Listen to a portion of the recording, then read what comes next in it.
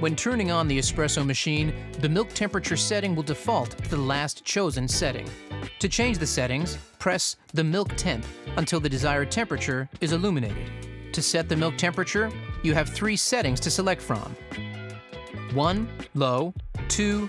Medium, and 3. High. Similar to the milk temperature settings, the milk foam setting will default to the last chosen setting. To change the settings, press the milk foam buttons until the texture is illuminated. To adjust the milk texture, you have 3 settings to select from: 1. Low, 2. Medium, and 3. High.